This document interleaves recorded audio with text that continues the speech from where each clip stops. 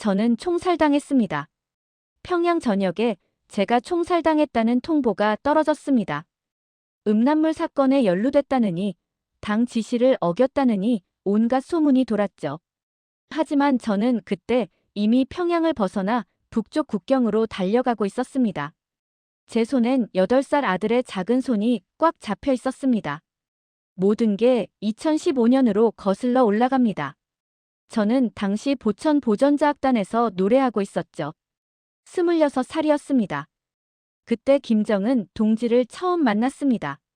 스위스 유학을 마치고 돌아온 21살 청년이었죠.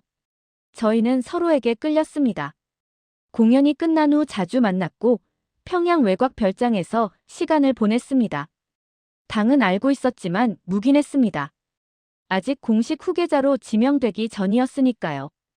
2016년 가을, 저는 임신 사실을 알게 됐습니다. 심장이 얼어붙었습니다. 북한에서 최고 지도자 후계자와의 아이라니. 이건 축복이 아니라 재앙이었죠. 공식 배우자도 아닌 제가 아이를 낳는다는 건 당에서 절대 용납할 수 없는 일이었습니다. 저는 며칠 밤을 뜬 눈으로 보냈습니다. 낙태해야 하나 아니면 숨겨야 하나.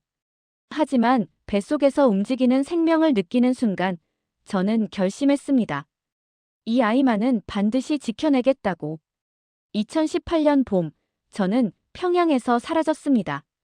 공식적으론 외국 공연 준비로 잠시 활동을 쉰다고 발표됐죠. 실제론 함경도 깊은 산속 별장에 숨어 아이를 낳았습니다. 당에서 파견한 의사 1명과 간호사 2만 입회했습니다. 출생 기록을 남기지 말라는 지시를 받았다고 했죠. 저는 그 말을 듣고 아이의 미래가 이미 결정됐다는 걸 깨달았습니다. 세상에 존재하지 않는 아이로 살아가야 한다는 것을. 아들은 건강하게 태어났습니다. 3.2kg, 작고 따뜻한 생명이었습니다. 저는 그 작은 얼굴을 보며 눈물을 흘렸습니다. 이 아이가 세상에 존재한다는 사실 자체가 위험이라는 걸 알면서도 저는 행복했습니다. 처음으로 제 것이라고 부를 수 있는 존재였으니까요. 7년간 저는 이중 생활을 했습니다. 평양에서 예술인으로 활동하면서도 틈만 나면 대성산 별장으로 달려가 아들을 만났죠. 아이는 제 품에서만 자랐습니다. 유치원도 학교도 보내지 못했습니다. 당에서 파견한 늙은 간호사 1명이 아이를 돌봤고 저는 일주일에 2~3번 몰래 찾아가 아이와 시간을 보냈습니다. 별장 마당에서 아이와 공놀이를 하고 동화책을 읽어주고 밤이 되면 아이를 재우며 자장가를 불렀습니다. 그 시간들이 제 삶에서 유일하게 진짜였던 순간들이었습니다. 아들이 5살 되던 해, 저는 처음으로 두려움을 느꼈습니다. 아이가 왜 다른 애들처럼 학교를 못 가냐고, 왜 친구가 없냐고 물었죠. 저는 대답할 수 없었습니다. 내가 태어난 것 자체가 비밀이라고, 내 존재를 아무도 알아선 안 된다고 어떻게 말할 수 있겠습니까? 그날 밤 저는 별장 마당에 서서 평양 불빛을 바라봤습니다. 저 아래 어딘가에 김정은 동지가 있었고 그는 이미 후계자로 공식 지명된 상태였습니다. 저와 아들의 존재는 그에게 지워져야 할 과거였습니다. 2022년 김정은 동지가 리설주 동지와 공개 결혼했습니다. 저는 텔레비전으로 그 장면을 봤습니다. 가슴이 무너져 내렸습니다. 슬퍼서가 아니었습니다. 저는 이미 각오했던 일이었죠. 다만 이제 저와 아들의 존재가 더 위험해졌다는 걸 깨달았기 때문입니다. 공식 가족이 생긴 이상 저희는 지워져야 할 존재가 됐습니다. 언젠가 누군가 아들의 존재를 알게 되면 저희는 즉시 제거될 것이었습니다. 그날 밤 저는 별장으로 달려가 아들을 안았습니다. 아이는 잠들어 있었죠. 작은 가슴이 규칙적으로 오르내렸습니다. 저는 그 따뜻한 숨결을 느끼며 맹세했습니다. 무슨 일이 있어도 이 아이만은 살려내겠다고. 필요하다면 이 나라를 떠나서라도. 2023년 초여름부터 분위기가 달라졌습니다. 보위부 사람들이 예술계 주변을 맴돌기 시작했죠. 음란물 사건이라는 명목으로 은하수관 현악단 단원들이 하나둘 끌려갔습니다. 저는 불안했습니다. 예술계 전체가 조사 대상이 된다는 건 결국 저도 피해갈 수 없다는 뜻이었으니까요. 복도에선 모두가 고개를 숙이고 발소리를 죽이며 걸었습니다. 점심시간 식당도 이상할 만큼 조용했죠. 평소엔 시끄럽게 떠들던 예술인들이 모두 입을 다물었습니다. 5월 어느 날 보위부 조사관이 저를 찾아왔습니다. 모란봉악단 연습실이었습니다. 단원들 앞에서 저를 따로 불러내더군요. 저는 침착하게 따라 나섰지만 속으론 심장이 미친 듯이 뛰었습니다. 복도를 걸어가는 동안 제 발걸음 소리가 유난히 크게 들렸습니다. 빈 회의실로 들어갔습니다. 30대 중반쯤 보이는 냉정한 얼굴의 남자가 담배를 피우고 있었죠. 그는 저를 위아래로 훑어보더니 2024년쯤 찍은 사진에 대해 물었습니다. 김정은 동지와 함께 찍은 사진 말입니다. 그 순간 제 등골이 오싹해졌습니다. 누군가 저희를 몰래 찍었다는 소문은 들었지만 설마 그 사진이 아직 남아있을 줄은 몰랐죠. 저는 최대한 태연하게 모른다고 했습니다. 하지만 조사관은 이미 다 알고 있다는 표정이었습니다. 보천 보전자악단 시절부터 제가 얼마나 자주 김정은 동지를 만났는지, 어디서 만났는지, 누가 알고 있었는지 모든 걸 캐물었습니다. 저는 최소한만 대답했습니다. 하지만 제일 중요한 것, 아들의 존재만은 절대 입 밖에 꺼내지 않았습니다. 조사는 1시간 넘게 이어졌습니다. 같은 질문을 계속 반복했죠. 저는 답변을 조심스럽게 골랐습니다. 한마디 한마디가 제 목숨을 좌우할 수 있었으니까요. 조사관은 마지막으로 당에 숨기는 게 있으면 지금 말하는 게 좋을 거라고 했습니다. 나중엔 기회가 없을 테니까. 그 말에 저는 온몸이 얼어붙었습니다. 제거하겠다는 뜻이었죠. 조사가 끝난 뒤 저는 연습실로 돌아왔습니다. 단원들이 불안한 눈빛으로 저를 쳐다봤죠. 저는 아무렇지 않은 척 미소 지으며 자리에 앉았습니다. 하지만 손이 떨렸습니다. 악보가 제대로 보이지 않았죠. 음표들이 춤을 추듯 흔들렸습니다. 그날 밤 저는 별장으로 달려갔습니다. 아들은 마당에서 혼자 놀고 있었습니다. 8살 생일이 코앞이었죠. 아이는 저를 보자마자 달려와 안겼습니다. 저는 아이를 꽉 껴안고 눈을 감았습니다. 보위부가 저를 조사한다는 건 언젠가 이 아이 존재도 알아낼 거란 뜻이었습니다. 시간 문제였죠. 그 순간 저는 결심했습니다. 보위부가 아들을 찾아내기 전에 저희가 먼저 움직여야 한다고. 평양을 떠나야 한다고. 북한을 떠나야 한다고. 다음 날부터 저는 조용히 준비를 시작했습니다. 중국 쪽에 연결망이 있는 브로커를 수소문했죠. 공연차 중국 갔을 때 알게 된 사람들을 통해 은밀히 연락을 주고받았습니다. 암호화된 짧은 메시지들이 오갔습니다. 돈도 모았습니다. 오래전부터 몰래 숨겨둔 달러와 금반지들이 있었죠. 무대 의상 속에 꿰매놓은 것들, 별장 마루 밑에 파묻어둔 것들. 하나하나 꺼내 준비했습니다. 모든 준비엔 시간이 필요했습니다. 하지만 시간은 제 편이 아니었습니다. 8월 중순 대성산 별장 주변을 보위부가 조사하기 시작했다는 첩보를 들었습니다. 누군가 제가 그곳을 자주 드나든다는 걸 제보한 모양이었죠. 저는 그날 밤 잠을 이룰 수 없었습니다. 창밖을 바라보며 생각했습니다. 시간이 얼마 남지 않았다고. 이제 선택해야 한다고.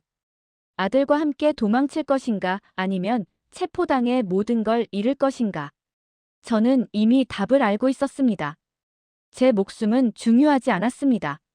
하지만 아들만은 반드시 살려야 했습니다. 2023년 8월 17일 오후 2시 보위부 요원 4명이 모란봉악단 연습실로 들이닥쳤습니다. 저는 그 순간을 평생 잊지 못할 겁니다. 단원들이 노래를 부르고 있었죠. 저는 지휘를 하고 있었고요. 갑자기 문이 벌컥 열리더니 검은 인민복 입은 남자들이 들어왔습니다. 저를 따라오라고 했습니다. 저는 지휘봉을 내려놓았습니다. 손이 떨렸지만 얼굴만은 평온하게 유지했습니다. 단원들이 겁에 질린 얼굴로 저를 쳐다봤죠. 저는 그들에게 미소 지으며 곧 돌아오겠다고 말했습니다. 하지만 저는 알고 있었습니다. 다시는 이곳에 돌아오지 못할 거라는 걸. 보위부 차량에 태워졌습니다. 양쪽에 요원 2명이 앉았죠. 차는 평양 시내를 빠져나가 외곽으로 향했습니다. 창밖으로 평양거리가 스쳐 지나갔습니다. 붉은 구호들, 김일성 초상화들, 인민복 입은 사람들. 제가 평생 살아온 풍경이었지만 이제 다시는 보지 못할 것 같았습니다. 비밀조사 시설에 도착했습니다. 공식 건물도 아닌 지도에도 없는 곳이었죠. 조사실은 차갑고 어두웠습니다. 시멘트 바닥에 철제 의자 하나, 그리고 탁자 하나가 전부였습니다. 50대쯤 보이는 고위 조사관이 들어와 별장에 누가 있냐고 물었습니다. 저는 심장이 멎는 줄 알았습니다. 그들이 알고 있었습니다. 대성산 별장을. 그리고 아마도 그곳에 숨겨진 비밀까지. 저는 아무도 없다고 했습니다. 하지만 조사관은 이미 다 알고 있다며 제 아들에 대해 직접적으로 언급했습니다. 그 말에 저는 온몸이 얼어붙었습니다. 끝났다고 생각했죠. 제일 두려워하던 순간이 온 겁니다. 조사관은 서류를 꺼내 보여줬습니다. 2016년 봄 제가 활동을 중단하고 함경도에 숨어 있었다는 기록, 그해 5월 아이를 낳았다는 정보. 모든 게 다 적혀 있었습니다. 그리고 그 아이 아버지가 누구냐고 물었습니다. 저는 대답하지 않았습니다. 입술을 깨물었죠. 피가 났지만 아프지 않았습니다. 조사관이 탁자를 내리쳤습니다. 대답 안 하면 직접 DNA 검사로 확인하겠다고 했습니다. 그 순간 저는 이성을 잃었습니다. 의자를 박차고 일어나 탁자를 밀쳤습니다. 서류들이 바닥에 흩어졌죠. 요원 2명이 달려들어 저를 붙잡았지만 저는 소리쳤습니다. 아이는 건드리지 말라고, 날 죽여도 좋으니 아이만은 놔두라고. 조사관은 차갑게 웃었습니다. 제 목숨은 이미 끝났고 문제는 그 아이라고 했습니다. 그 아이가 누구 핏줄인지 반드시 밝혀내겠다고. 저는 그 말을 듣는 순간 모든 게 명확해졌습니다. 보위부는 저를 죽일 생각이 없었습니다. 대신 저를 살려두면서 아들을 이용할 계획이었죠. DNA 검사로 아버지를 확인하고 그 사실을 정치적으로 이용하려는 겁니다. 절대 그럴 순 없었습니다. 조사는 밤까지 이어졌습니다. 저는 아무것도 말하지 않았죠. 입을 꾹 다물고 버텼습니다. 조사관들이 지쳐나갈 때까지. 밤 10시쯤 저는 작은 독방에 갇혔습니다. 창문도 없는 컴컴한 방이었죠. 저는 바닥에 앉아 무릎을 껴안았습니다. 머릿속으론 아들 생각뿐이었습니다. 지금 별장에선 아이가 저를 기다리고 있을 겁니다. 왜 엄마가 안 오는지 궁금해하겠죠. 무섭고 불안해하고 있을 겁니다. 새벽 2시쯤 저는 결심했습니다. 여기서 빠져나가야 한다고. 어떻게든 탈출해서 아들을 데리고 이 나라를 떠나야 한다고. 다음 날 아침 호송 차량이 저를 다른 시설로 옮기러 왔습니다. 보위부는 저를 평양 외곽 더 깊은 곳의 비밀 감옥으로 이송하려 했죠. 차량에 오르는 순간 저는 기회를 봤습니다. 요원 한 명이 문을 여는 찰나 저는 있는 힘껏 그를 밀쳤습니다. 요원이 비틀거렸고 저는 그 틈을 타 차에서 뛰어내렸죠. 뒤에서 총성이 울렸습니다. 하지만 저는 멈추지 않았습니다. 숲속으로, 더 깊은 숲속으로 달렸습니다. 나뭇가지가 얼굴을 핥히고 돌부리에 발이 걸렸지만 계속 뛰었습니다. 한 가지 생각뿐이었습니다. 아들에게 가야 한다. 아이를 데리고 이곳을 떠나야 한다. 저는 산속을 헤매며 대성산 별장으로 향했습니다. 보위부 차량에서 탈출한 위치가 다행히 평양 동쪽 외곽이었죠. 별장까지는 약 15km 거리였습니다. 저는 산길을 택했습니다. 도로로 가면 금방 잡힐 테니까요. 발이 피투성이가 됐습니다. 신발이 찢어졌고 옷은 나뭇가지에 걸려 너덜너덜해졌죠. 하지만 멈출 수 없었습니다. 뒤에서 추격대 차량 소리가 들렸습니다. 헬리콥터 소리도 들렸죠. 보위부가 총동원됐다는 뜻이었습니다. 오후 5시쯤 저는 마침내 별장 뒤편 숲에 도착했습니다. 별장 앞엔 보위부 차량 2대가 서 있었습니다. 이미 들이닥친 겁니다. 저는 나무 뒤에 숨어 상황을 살폈죠. 요원 서너 명이 별장 안팎을 수색하고 있었습니다. 심장이 터질 듯 뛰었습니다. 아들이 저 안에 있다면? 별장 뒤편 작은 창문이 열렸습니다. 그곳엔 아들을 돌봐주던 늙은 간호사가 있었죠. 당에서 파견한 입이 무거운 할머니였습니다. 할머니가 제 쪽을 보더니 작게 손짓했습니다. 저는 재빨리 뒷문으로 접근했습니다. 할머니는 아이를 지하실에 숨겨뒀고 보위부가 아직 못 찾았다고 속삭였습니다. 빨리 데리고 가라고 했죠. 저는 할머니 손을 꽉 잡았습니다. 말없이 고개를 숙였죠. 할머니는 작게 미소 지으며 뒷문을 열어줬습니다. 지하실로 내려갔습니다. 어둡고 좁은 공간이었습니다. 석탄 창고로 쓰던 곳이었죠. 그 구석에서 아들이 웅크리고 앉아 있었습니다. 8살 아이는 온몸을 부들부들 떨고 있었습니다. 제 목소리를 듣고 고개를 들었을 때 그 눈물범벅 얼굴을 평생 잊지 못할 겁니다. 저는 달려가 아이를 껴안았습니다. 아이가 무섭다고, 무서운 사람들이 왔다고 떨었습니다. 저는 아들 얼굴을 2손으로 감싸 쥐었습니다. 작고 떨리는 얼굴이었죠. 우리 이제 여기 떠나야 한다고, 먼 곳으로 갈 거라고 말했습니다. 아이는 어디냐고 물었고, 저는 정확히는 모르지만 아무도 우릴 괴롭히지 않는 곳이라고 답했습니다. 아들이 고개를 끄덕였습니다. 8살 아이가 무슨 뜻인지 다 이해했을 리 없죠. 하지만 엄마를 믿는다는 눈빛이었습니다. 저는 아들 손을 잡고 지하실을 나왔습니다. 위층에선 보위부 요원들 목소리가 들렸습니다. 방마다 뒤지는 소리, 가구 넘어지는 소리. 시간이 얼마 없었습니다. 할머니가 뒷문을 열어주며 작은 보따리를 건넸습니다. 옷가지 몇 벌과 빵을 넣었다고 했죠. 그리고 제 손에 무언가를 쥐어줬습니다. 달러 뭉치였습니다. 평생 모은 거라며 가져가라고 했습니다. 저는 눈물이 났습니다. 할머니는 어떻게 하느냐고 물었더니 자신은 늙었으니 상관없다며 어서 가라고 했습니다. 저는 할머니께 깊이 고개 숙였습니다. 그리고 아들 손을 꽉 잡고 뒷문을 빠져나갔습니다. 숲속으로 달렸습니다. 아들이 숨을 헐떡이며 따라왔죠. 저는 아이를 업었습니다. 8살 아이 무게가 제 등을 짓눌렀지만 계속 뛰었습니다. 뒤에서 고함 소리와 총성이 들렸습니다. 저는 아들을 꽉 안고 더 깊은 숲속으로 뛰어들었습니다. 나뭇가지가 얼굴을 핥히고 가시덤불이 다리를 찢었지만 멈추지 않았습니다. 해가 지고 있었습니다. 어둠이 내리면 도망칠 기회가 생길 겁니다. 저는 미리 연락해둔 브로커를 떠올렸습니다. 함경북도 온성 쪽에서 대기하고 있을 겁니다. 거기까지 가려면 이틀은 걸리겠죠. 하지만 반드시 도착해야 했습니다. 밤이 깊어지자 저는 작은 동굴을 발견했습니다. 그곳에서 아들과 함께 숨어 쉬었죠. 아이는 지쳐 제 품에서 잠들었습니다. 저는 아들의 잠든 얼굴을 내려다봤습니다. 이 작은 생명을 지키기 위해 저는 모든 걸 버렸습니다.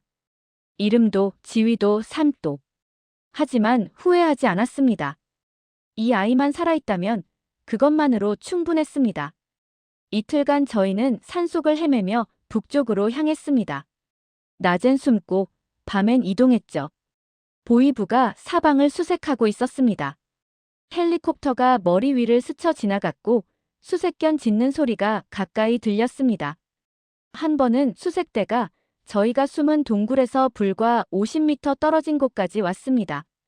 저는 아들 입을 손으로 막고 숨을 죽였죠. 아이도 본능적으로 눈을 감고 움직이지 않았습니다. 개 짖는 소리가 점점 가까워졌다가 다행히 다른 방향으로 멀어졌습니다. 아들은 한 번도 울지 않았습니다. 힘들다고, 배고프다고 말하지 않았죠. 그저 제 손을 꽉 잡고 묵묵히 따라왔습니다. 8살 아이가 어떻게 그렇게 강할 수 있는지. 저는 아이가 자랑스러우면서도 가슴이 아팠습니다.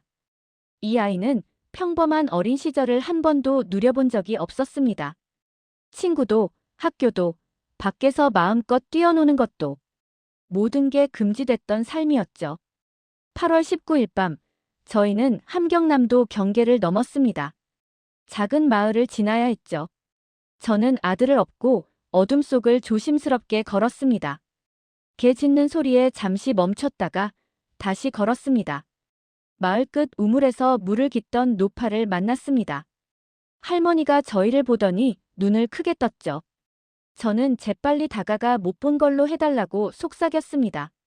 할머니는 저를 위아래로 훑어봤습니다. 찢어진 옷, 피투성이 발, 그리고 제 등에 엎인 아이. 할머니는 모든 걸 이해한 듯 고개를 끄덕이며 자기 집으로 데려갔습니다. 방 한 칸짜리 초가집이었죠. 할머니는 밥을 퍼주고 옷을 내줬습니다.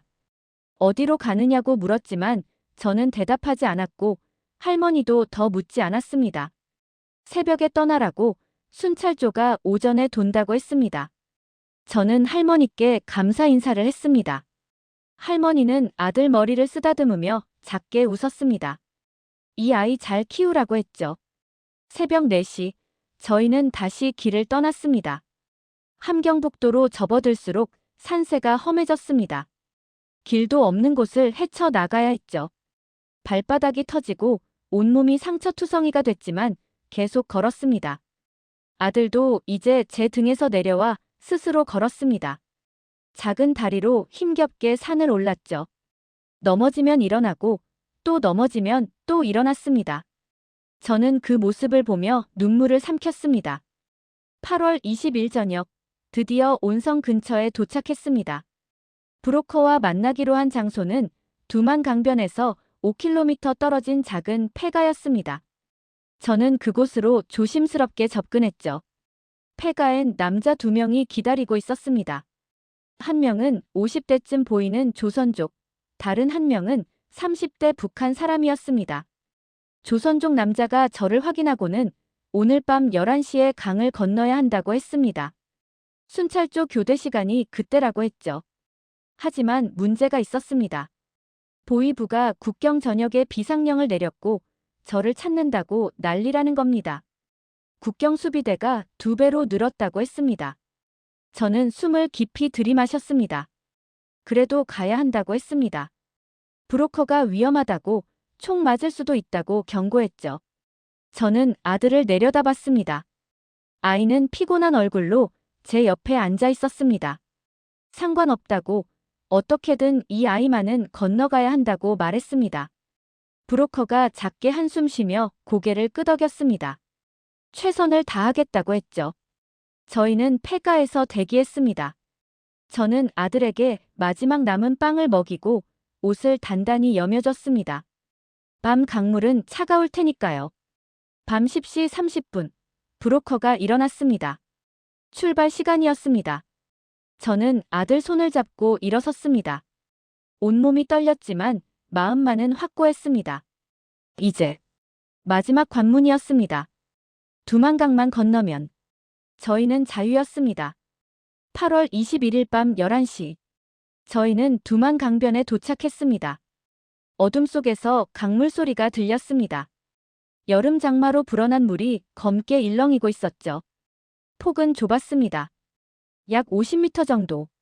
하지만 물살이 거셌습니다. 강물이 돌을 때리는 소리가 밤 공기를 가득 채웠습니다. 저는 그 소리를 들으며 온몸이 긴장되는 걸 느꼈습니다. 브로커가 강변 덤불 사이에 숨어 주변을 살폈습니다. 저도 아들을 꽉 안고 숨을 죽였죠. 기온은 영하 5도까지 떨어졌습니다. 8월인데도 북쪽 밤은 살을 애는 듯 추웠습니다. 입김이 하얗게 나왔고 손끝이 얼어붙었죠. 서쪽에서 손전등 불빛이 움직였습니다. 순찰조였죠. 2명이 강변을 따라 천천히 걸어오고 있었습니다. 저는 아들 입을 손으로 막았습니다. 아이도 본능적으로 숨을 참았죠. 손전등 불빛이 저희가 숨은 덤불 바로 앞까지 왔습니다. 저는 심장 소리가 들릴까봐 가슴을 눌렀습니다. 순찰조가 천천히 지나갔습니다. 발소리가 점점 멀어졌죠. 브로커가 속삭였습니다. 지금이라고 12분 안에 건너야 한다고. 다음 순찰조가 동쪽에서 올 거라고. 저는 고개를 끄덕였습니다. 브로커가 앞서 강으로 들어갔습니다. 물이 허리까지 차올랐죠. 뒤따라온 북한 남자가 제게 손짓했습니다. 아이를 등에 업으라고. 절대 손 놓으면 안 된다고 했습니다. 저는 아들을 등에 업었습니다. 아이가 제 목을 꽉 껴안았죠. 작은 몸이 부들부들 떨리는 게 느껴졌습니다. 아이가 무섭다고 떨었습니다. 저는 괜찮다고, 엄마 손만 꽉 잡고 있으라고, 절대 놓으면 안 된다고 속삭였습니다. 저는 천천히 강으로 발을 내디뎠습니다. 순간 차가움이 온몸을 휘감았습니다. 발목부터 무릎까지 물이 순식간에 차올랐죠. 강바닥 돌이 미끄러웠습니다. 한 걸음 내디딜 때마다 발이 헛디뎠습니다. 이끼가 낀 돌 위에서 중심을 잡기가 힘들었죠. 물이 허리까지 올라왔습니다.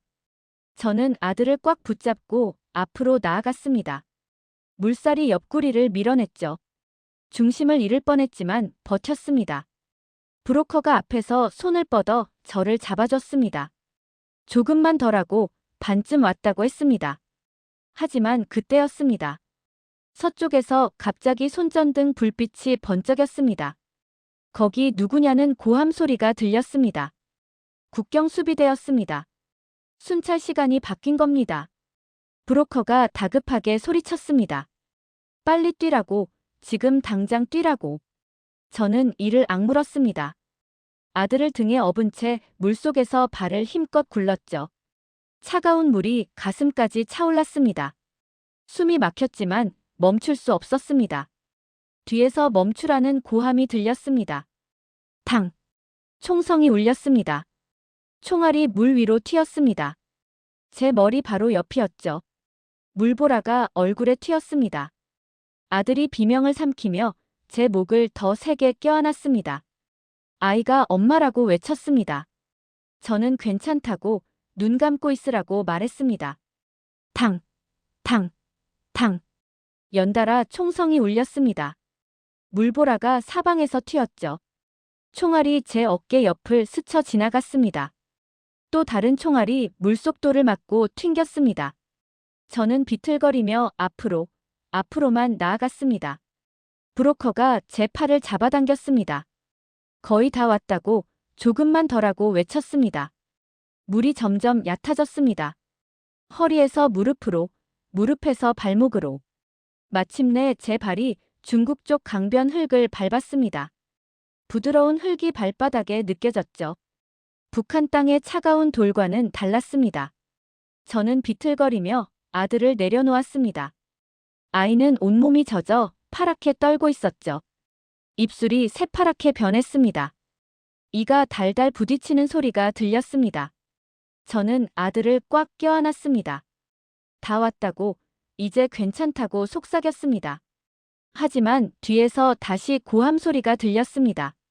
추격조를 투입한다고, 강 건너 잡아오라는 명령이었습니다.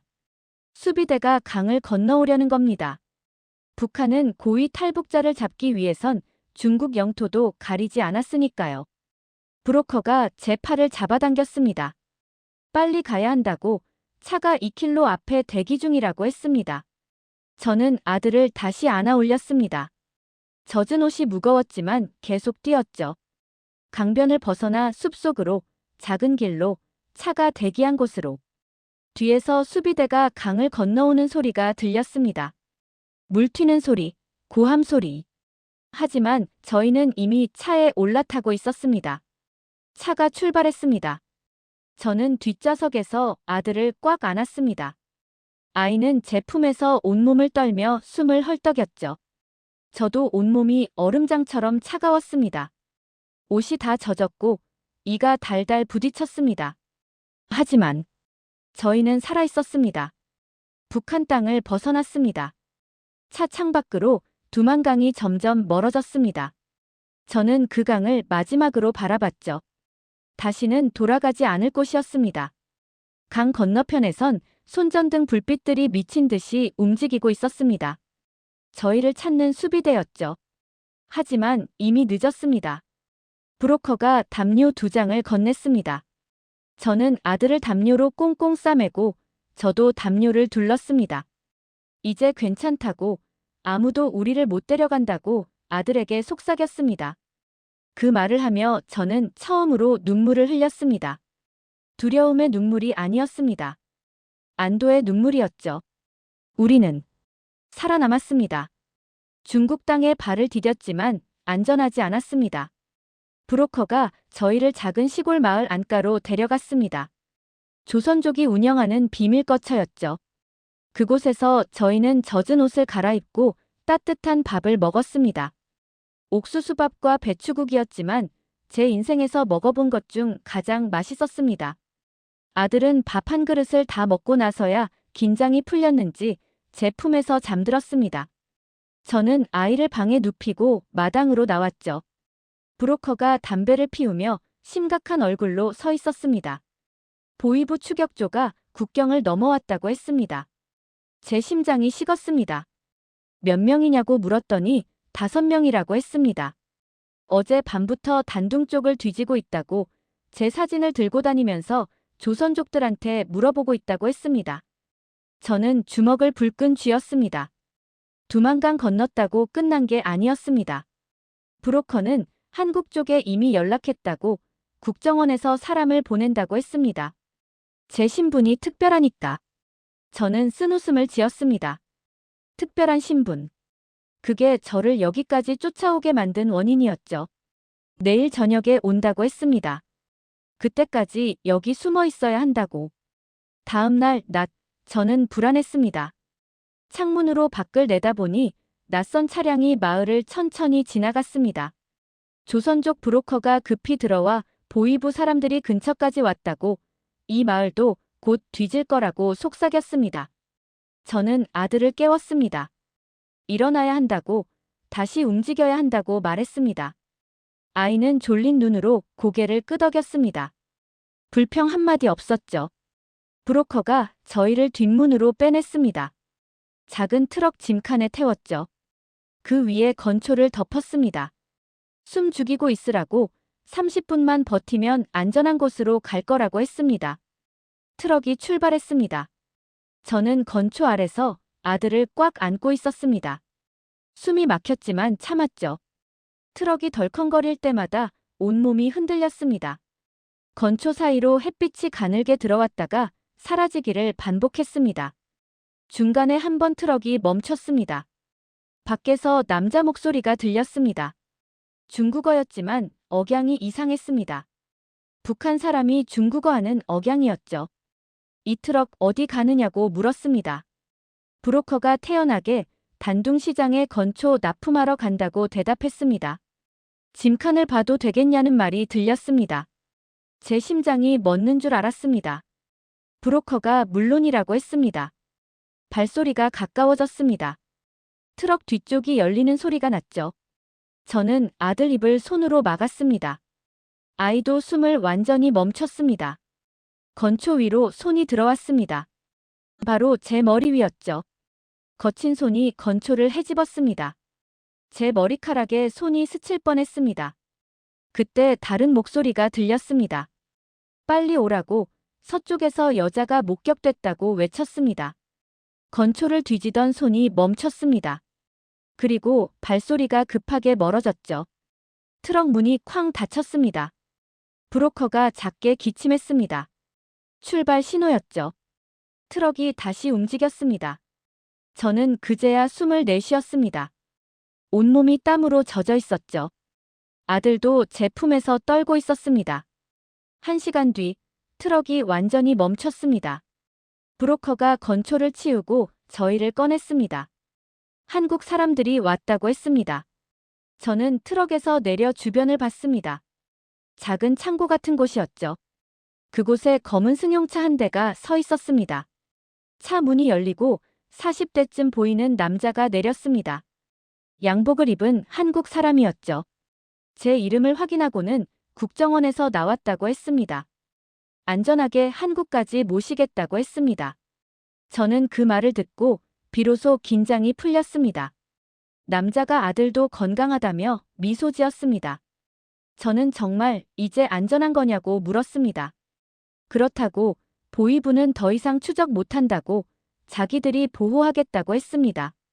며칠 뒤 저희는 제3국을 거쳐 한국행 비행기에 올랐습니다. 아들은 창밖을 신기한 듯 바라봤죠. 태어나서 처음 타는 비행기였습니다. 저는 아들 손을 잡고 창밖을 함께 봤습니다. 구름 위로 햇살이 쏟아지고 있었습니다. 북한에서 본 햇살보다 더 밝게 느껴졌습니다. 2023년 9월 초, 저희는 한국 땅을 밟았습니다. 인천공항에 내렸을 때의 기분을 저는 평생 잊지 못할 겁니다. 공항은 밝았고 사람들은 자유로웠습니다. 아무도 저희를 의심하지 않았죠. 아무도 검문하지 않았습니다. 사람들은 각자 갈 곳으로 바쁘게 걸어가고 웃고 떠들고 그 모습이 낯설면서도 부러웠습니다. 국정원 조사를 받았습니다. 일주일간 서울 근교 시설에서 지내며 질문에 답했죠. 조사관들은 정중했습니다. 위협하지 않았고 강요하지 않았습니다. 그저 사실을 확인할 뿐이었습니다. 북한 보위부 조사실과는 완전히 달랐죠. 조사관 한 명이 조심스럽게 아들 아버지가 누구냐고 물었습니다. 저는 잠시 망설였습니다. 하지만 더 이상 숨길 이유가 없었죠. 말씀드릴 수 없다고 하지만 북한에선 절대 밝혀져선 안 될 비밀이었다고 답했습니다. 조사관이 고개를 끄덕이며 더 묻지 않았습니다. 아들 장래는 어떻게 생각하느냐고 물었습니다. 저는 평범하게 살게 하고 싶다고, 학교 보내고 친구 사귀고 그냥 보통 아이처럼 자라게 하고 싶다고 말했습니다. 그렇게 할 수 있다고 신분도 보호해주고 생활도 지원해주겠다고 했습니다. 저는 그 말을 듣고 눈물이 났습니다. 조사가 끝난 뒤 저희는 서울 근교 작은 아파트를 배정받았습니다. 2칸짜리 작은 집이었지만 저희에겐 궁전이었죠. 창문으로 햇빛이 가득 들어왔고 수도를 틀면 깨끗한 물이 나왔습니다. 전기도 하루 종일 들어왔죠. 북한에선 상상도 못했던 일들이었습니다. 아들은 초등학교에 입학했습니다. 처음엔 적응이 힘들었습니다. 북한 말투가 나왔고 남한 문화를 몰랐죠. 하지만 아이는 빨리 배웠습니다. 3달 만에 친구들과 어울렸고 반년 만에 완전히 남한 아이가 됐습니다. 학교에서 돌아와 친구 이야기를 신나게 하는 아들을 보며 저는 이게 꿈인가 싶었습니다. 저는 이름을 바꿨습니다. 더 이상 현송월이 아니었죠. 새로운 이름, 새로운 주민등록번호, 새로운 삶을 받았습니다. 과거는 지워졌고 미래만 남았습니다. 가끔 마트에서 장을 보다가 공원을 산책하다가 문득 멈춰 서곤 합니다. 이게 현실인가 싶어서죠. 북한에선 상상도 못했던 자유였습니다.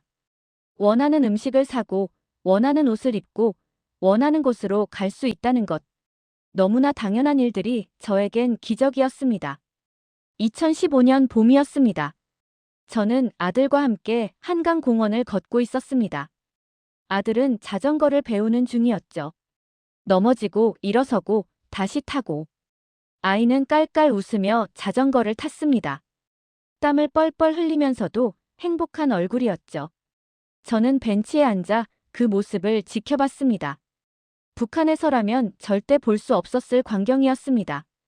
숨겨진 아이, 존재하지 않는 아이. 그 아이가 지금 햇살 아래서 자유롭게 웃고 있었습니다. 어느 날 아들이 왜 북한에서 나왔냐고 물었습니다. 저는 아들을 안아주며 너를 지키려고 나왔다고 답했습니다. 나를 지키려고? 아이가 물었죠. 그렇다고 북한에선 내가 위험했다고 누군가 너를 데려갈 수도 있었고 너를 이용할 수도 있었다고 그래서 엄마가 너 데리고 나온 거라고 말했습니다. 아들이 한참 생각하더니 고마워요, 엄마라고 말했습니다. 저는 아들을 꽉 안았습니다. 지금 저는 평범한 엄마입니다. 무대 위의 가수도, 당의 예술가도, 권력자의 옛 연인도 아닙니다. 그저 아들 도시락 싸주고 학교 보내고 함께 저녁 먹는 평범한 엄마죠. 가끔 뉴스에서 북한 소식을 봅니다. 평양 모습도 나오고 모란봉합단 공연도 나옵니다. 그럴 때면 묘한 기분이 들죠. 저도 한때 저 안에 있었구나. 하지만 후회하지 않습니다. 제 탈북은 권력에서 도망친 게 아니었습니다. 체제의 환멸을 느껴서도 아니었죠. 오직 한 어머니가 아이를 지키기 위해 선택한 가장 치열한 생존의 결정이었습니다. 북한에서는 누구든 마음먹으면 제 이름도, 제 아들 이름도 지울 수 있었습니다. 권력이 모든 것을 결정했죠. 하지만 여기선 다릅니다. 저희는 이제 자유롭습니다. 아들은 자기 꿈을 꿀 수 있습니다. 미래를 선택할 수 있죠. 그것만으로 충분합니다. 오늘도 저는 아들과 함께 공원을 걷습니다. 아이는 친구들과 뛰어놀고 저는 벤치에 앉아 그 모습을 지켜봅니다. 평범한 일상입니다. 하지만 저희에겐 목숨 걸고 쟁취한 일상입니다.